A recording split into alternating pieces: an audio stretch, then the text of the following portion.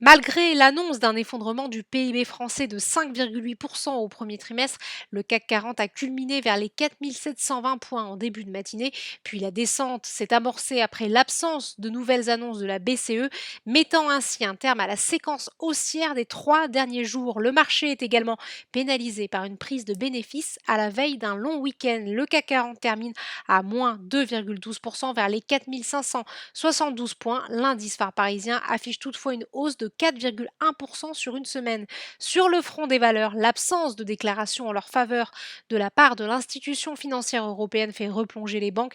Crédit Agricole perd 5,99%, BNP Paribas moins 6,60%, Amundi moins 6,05%, Société Générale et Lanterne Rouge de l'indice moins 8,62%.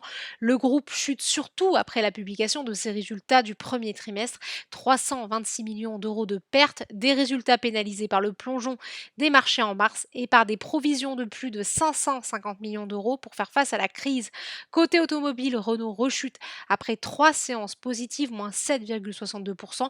En outre, parmi les publications de résultats du jour, Orange affiche un chiffre d'affaires trimestriel en hausse de 2,1% à près de 10,4 milliards d'euros. C'est mieux que les attentes des analystes. Le titre recule toutefois de 0,58%. Safran chute de 3,53%. L'équipementier aéronautique a fait état hier soir d'un chiffre d'affaires ajusté du premier trimestre de 5,4 milliards d'euros, en baisse de 6,9% en données publiées. Suez a de son côté lâché 2,55%.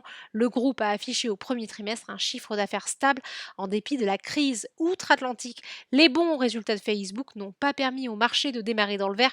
Les voici bien refroidis par des indicateurs économiques plus mauvais que les prévisions des analystes. Les dépenses des consommateurs ont subi le mois dernier une chute sans précédent de 7,5% quand le consensus tablait sur une contraction de 5%. Mais ce sont surtout les chiffres du chômage qui sapent le moral des investisseurs. Plus 3,8 millions de nouveaux inscrits sur une semaine, c'est plus que ce que le consensus attendait. Au total, plus de 30 millions de personnes se sont inscrites au chômage depuis la mi-mars aux États-Unis.